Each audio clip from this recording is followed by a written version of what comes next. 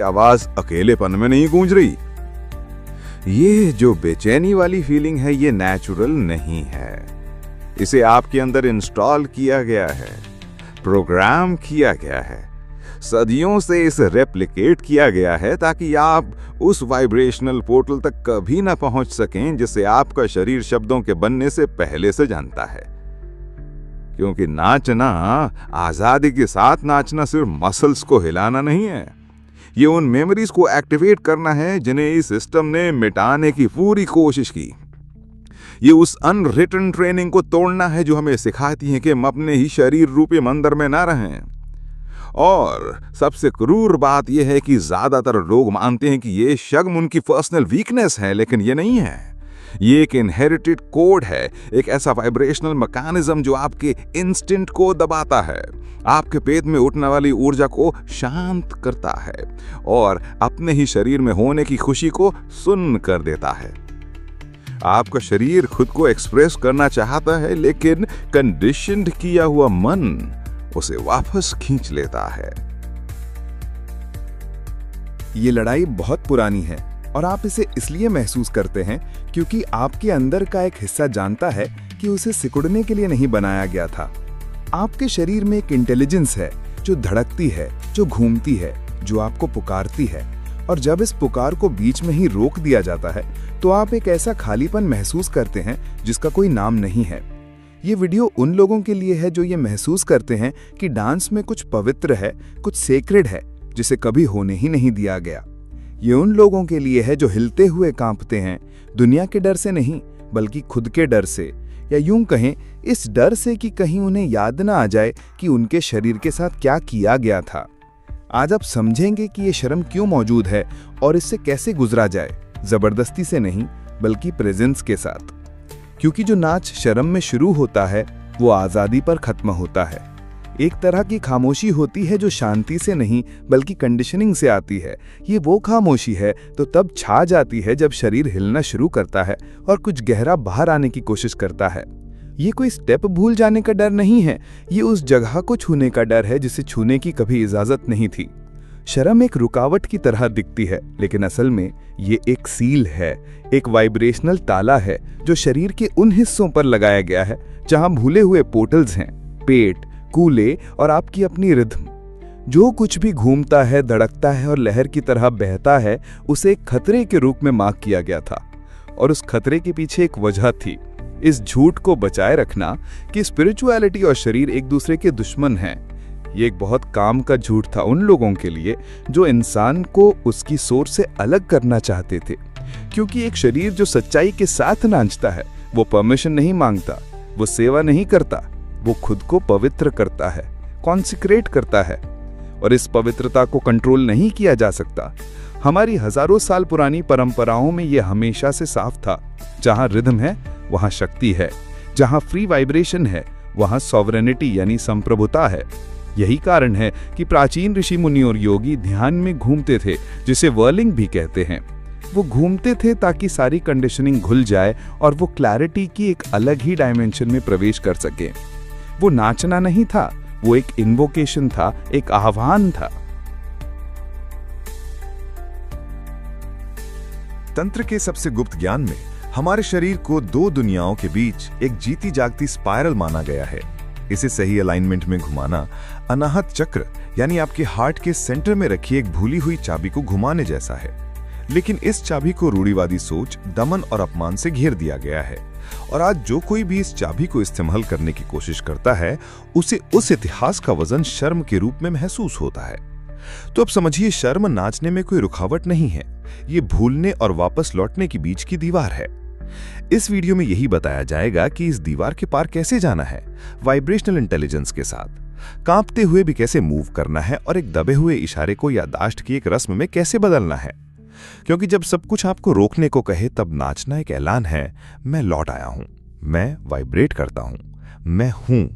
भारत की प्राचीन सभ्यताओं में नाचना कोई आर्ट या एंटरटेनमेंट नहीं था, ये एक एक्टिवेशन कोड था। मंदिरों की पुजारिनें और देवदासियां खंभों के सामने स्पाइरल्स में घूमती थीं, सुंदरता के लिए नहीं बल्कि इसलिए क्योंकि उनका मानना था कि शरीर का घुमाव इस दुनिया को ब्रह्मांड के साथ फिर से अलाइन करता है। वो जानती थी कि शरीर एक पुल है, लेकिन ये पुल तभी खुलता है जब आपके इंस्टिंक्ट को सम्मान दिया जाता है। यही कारण है कि हजारों साल पुरानी रहस्यमय शिक्षाओं में शुरुआत स्वर्ग से नहीं होती थी, शुरुआत शरीर की धरती से होती थी। वेदों में इसका जिक्र स्वाधिष्ठान चक्र के जरिए किया गया है। वो एनर्जी सेंटर जो जल से, क्रिएशन से और हमारे सोमैटिक मेमोरी से जुड़ा है। यहीं पे वो सब इकट्ठा होता है जिसे कभी नाचने नहीं दिया गया, जिसे चुप करा दिया गया, जिस पे रोक लगा दी गई। और जब ये सेंटर खुलता है तो जीवन फिर से सर्कुलेट होने लगता है। ये कोई इत्तेफाक नहीं है कि भगवान शिव का नटराज स्वरूप रिदम को एक यूनिवर्सल लॉ की तरह दिखाता है। हर चीज चलती है, हर चीज वाइब्रेट करती है, हर चीज दो सिरों के बीच ऑसिलेट करती है। और शरीर इस नियम का पालन करते हुए ब्रह्मांड के साथ घूमने के लिए ही बना था। लेकिन बाद में आए दमन ने इसे उलटने की कोशिश की। शरीर को कठोरता का श्राप दिया गया, स्पाइरल एक खतरा बन गया। जो औरत घूमती थी उसे डायन कहा गया, जो आदमी खुद को आजाद छोड़ता था उसे चुप करा दिया गया। और इस तरह डांस एक रिचुअल होना बंद हो गया और एक परफॉर्मेंस बन गया। रिदम ने अपना केंद्र खो दिया, इंस्टिंक्ट को क्रिमिनलाइज कर दिया गया और बिना मूवमेंट के शरीर धीरे धीरे भूलने लगा कि वो कौन था। लेकिन भूलना खोना नहीं होता, इसका मतलब सिर्फ छिपाना होता है। और जो कुछ भी छिपाया गया है उसे दोबारा पाया जा सकता है। डांस जमीन पर शुरू नहीं होता, ये पेट में शुरू होता है। और जब पेट घूमता है तो वो ऐसे पोर्टल्स खोलता है जिन्हें हजारों शब्द मिलकर भी नहीं खोल सकते। यही वो चीज है जो आप याद करने वाले हैं। हमारा शरीर यादों को वैसे स्टोर नहीं करता जैसे हमारा दिमाग करता है। ये सेंसेशंस, इंप्रेशंस और ऐसे अगाम्स को पकड़ के रखता है जो कभी बंद ही नहीं हुए। ये याद रखता है कि क्या अधूरा रह गया था, भले ही आपको अब याद ना हो। आज मॉडर्न साइंस में रिसर्चर्स किसी के सांस लेने के तरीके से या कूल्हे की अकड़न से ट्रॉमा का पता लगा सकते हैं। वो कूल्हा जिसने कभी खुद को रिलीज करना सीखा ही नहीं। बेसिल वैन डर कॉल्क जैसे वैज्ञानिकों ने दिखाया है कि ट्रॉमा को मौजूद रहने के लिए शब्दों की जरूरत नहीं होती। ये रुकी हुई जेस्चर्स, हल्की ऐंठन और डिफेंसिव पोस्चर्स में जिंदा रहता है जो हमारी आदत बन जाते हैं। शरीर खुद को बचाने के लिए एक ऐसे कंटेनमेंट मोड में चला जाता है जो इतना ज्यादा प्रैक्टिस हो चुका होता है कि नॉर्मल लगने लगता है।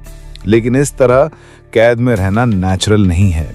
स्टीफन पोजर्स ने अपनी पॉलीवेगल थ्योरी के जरिए बताया कि हमारी वेगस नर्व मूवमेंट, सेफ्टी और एक्सप्रेशन के बीच एक सेंट्रल एक्सिस की तरह काम करती है। जब ये नर्व ब्लॉक हो जाती है तो शरीर नाचता नहीं है, वो फ्रीज हो जाता है। ये किसी लॉजिकल श्रम की वजह से नहीं होता, बल्कि खतरे के एक अंदरूनी सिग्नल की वजह से होता है। और ये खाली कमरे में भी हो सकता है, म्यूजिक के साथ भी, और नाचने की इच्छा होने पर भी। ये शरीर का ये कहने का तरीका है, अभी पूरी तरह से खुलना सेफ नहीं है। लेकिन इस सर्किट को रीट्रेन किया जा सकता है। छोटे, लगातार और कॉन्शियस मूवमेंट्स में वो शक्ति होती है जो आपके जेस्चर्स को वापस आपकी आत्मा से जोड़ सकती है। ये फिजिकल एक्सरसाइज नहीं है, ये वाइब्रेशनल रेस्टोरेशन है। शरीर धीरे धीरे सीखता है कि अब कोई खतरा नहीं है और उस पल में वो याद करना शुरू करता है। ये याद करना कि आजादी से रहना कैसा लगता है, अपनी पूरी शक्ति में धड़कना कैसा लगता है। और ये सब एक ऐसे कदम से शुरू होता है जो बहुत मामूली लगता है, लेकिन खामोशी में वो उस कोड में एक दरार डाल देता है और उसी दरार से आजादी अंदर आती है। शरीर के बिना कोई हीलिंग नहीं होती और मूवमेंट के बिना शरीर प्रेजेंट नहीं होता। लेकिन वो मूवमेंट किसी स्टेज पर या तेज म्यूजिक में शुरू नहीं होता, वो उस खामोशी में शुरू होता है जहां आप कांपते हैं। ठीक उस पल में जब नाचने की इच्छा जागती है और शर्म आपको जकड़ लेती है, वहीं पर सब कुछ तय होता है। पहला कदम जबरदस्ती नहीं है, ये वाइब्रेशनल कंसेंट है। आप शरीर को ट्रस्ट करने के लिए फोर्स नहीं करते, आप उसे इनवाइट करते हैं। स्टेप 1, एक सेफ टेरिटरी बनाएं। अपनी आंखें बंद करें, रोशनी को हल्का रखें, आईने को हटा दें। खुद से भागने के लिए नहीं, बल्कि बाहरी नजर को हटाने के लिए। वो नजर जो देखती है, जज करती है और कंडीशन करती है। 2 मिनट के लिए सांस ले, अपना पूरा ध्यान पेट के निचले हिस्से पर रखें। नाचने के बारे में मत सोचें, बस ऐसे सांस लें जैसे आपका शरीर याद कर रहा हो कि वो आपका है। स्टेप 2, सबसे छोटा जेस्चर रिलीज करें। इसका मकसद नाचना नहीं है, इसका मकसद है बस रास्ता देना। शरीर के किसी एक हिस्से को रिदम चुनने दें। शायद ये आपका कंधा हो, शायद कूल्हा हल्का सा झुक जाए। इसे ठीक न करें, इसे डायरेक्शन न दें, इसे कोई फॉर्म न दें। उस कच्चे, इम्परफेक्ट और लगभग अदृश्य जेस्चर को होने दें, क्योंकि यही वो जेस्चर है जो उस सील को तोड़ता है। शर्म का कोड तभी तक काम करता है जब तक अंदरूनी निगरानी होती है, लेकिन एक स्पॉन्टेनियस जेस्चर, चाहे वो कितना भी छोटा क्यों ना हो, सिस्टम को धोखा दे देता है और उस धोखे में एक दरार खुल जाती है।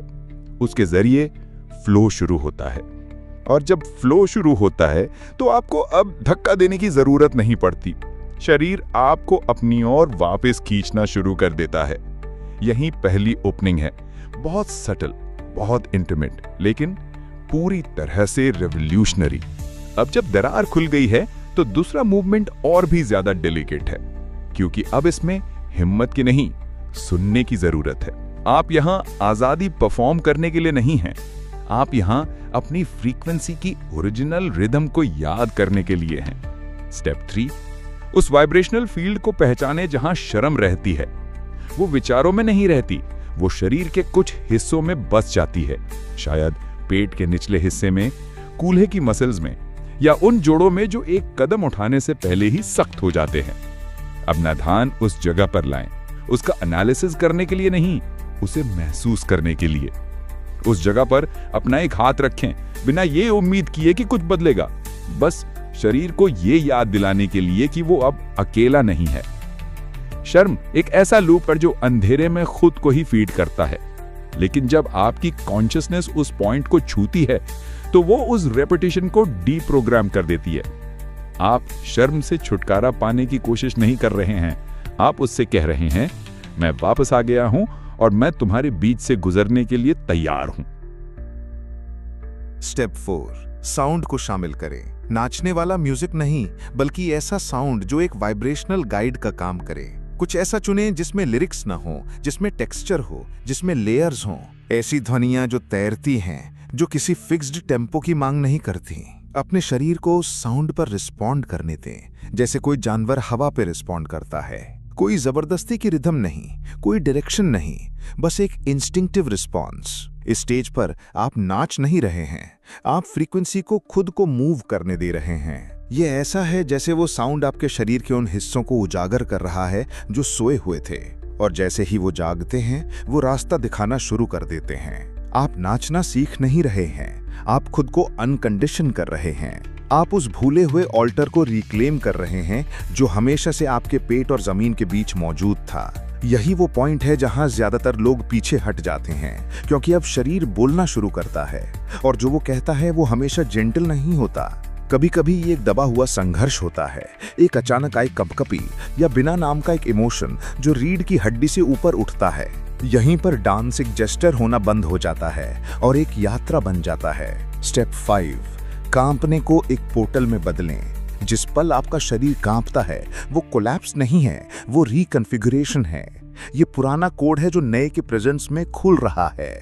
उस कपकपी को रोकने की कोशिश ना करें, उसके साथ सांस लें, उसे धीरे से एम्पलीफाई करें। अपने अंदर ही अंदर खुद से कहें, मूव करना सेफ है। ये फ्रेज कोई मेंटल एफर्मेशन नहीं है, ये एक वाइब्रेशनल कमांड है जिसे शरीर समझता है। अगर आंसू आए तो उन्हें आने दें, अगर हंसी आए तो उसे होने दें। अब आप कुछ भी कंट्रोल करने के लिए नहीं नाच रहे हैं, आप उस चीज के लिए खुद को खोलने के लिए नाच रहे हैं जो हमेशा से बंद थी। और यही वो पॉइंट है जहां शर्म घुल जाती है, इसलिए नहीं कि वो गायब हो जाती है, बल्कि इसलिए कि उसका मकसद खत्म हो जाता है। अब उसकी जरूरत नहीं है, शरीर को अब उस ढाल की जरूरत नहीं है। यहाँ मूवमेंट प्रैक्टिस ढूंढना बंद हो जाता है और रिचुअल बन जाता है। आप घूमते हैं इसलिए नहीं कि आपने सीखा है, आप घूमते हैं क्योंकि आपको याद आ गया है, और उस याददाश्त में कुछ बदल जाता है। सिर्फ शरीर में नहीं, बल्कि आपकी कहानी में। आप खुद को उस चीज के बीच एक कड़ी के रूप में देखते हैं जिसे नकारा गया था और जो फिर से जन्म ले रहा है। और सच्चाई के साथ नाचकर आप उन सभी शरीरों को एक साइलेंट सिग्नल भेजते हैं जो अभी भी कैद हैं। वापस लौटना मुमकिन है। इतने लंबे समय तक कैद होने के बाद भी वाइब्रेट करना मुमकिन है। बिना माफी मांगे मूव करना मुमकिन है, और उसी आखिरी जेस्चर में बिना किसी गवाह के, बिना किसी फॉर्म के, बिना किसी तारीफ के आपका मंदिर रीएक्टिवेट हो जाता है। सेल्फ जजमेंट ये वो पल है जो बीच रास्ते में आता है, जब आप सोचते हैं क्या ये सही लग रहा है, क्या मैं मजाक तो नहीं लग रहा। ये विचार आपका नहीं, ये एक वाइब्रेशनल एको है। इसे नाम दे और कहें ये जजमेंट मेरा नहीं है, और मूवमेंट को रोके नहीं, उसे धीमा कर दें। कंसिस्टेंट फ्रीक्वेंसी चाहे कितनी भी सटल हो, फील्ड को बदल देती है। शर्म के साथ नाचना एक स्पिरिचुअल एक्ट है, क्योंकि ये सच है। शरीर का सच चिल्लाता नहीं, वो कांपता है। अब आप जानते हैं कि शर्म कोई कमी नहीं है, ये उस सिस्टम का छोड़ा हुआ निशान है जो आपकी रोशनी से डरता था। ये आपको याद करने से रोकने के लिए बनाया गया था। ये वीडियो आपको शर्म पर काबू पाने के लिए नहीं कहता, ये दिखाता है कि शर्म ही पोर्टल है आपकी वापसी का कच्चा माल। क्योंकि जो शर्म महसूस करते हुए भी नाचता है, वो एक ही जेस्चर से सदियों के दमन को रीप्रोग्राम कर देता है। शरीर एक मंदिर है, हाँ, लेकिन एक ठंडा स्टैटिक मंदिर नहीं, ये एक जीता जागता वाइब्रेंट मंदिर है। ये तभी एक्टिवेट होता है जब आप इसमें पूरी तरह से बसते हैं। शर्म आएगी, लेकिन अब आप जानते हैं कि उसके बीच से कैसे गुजरना है।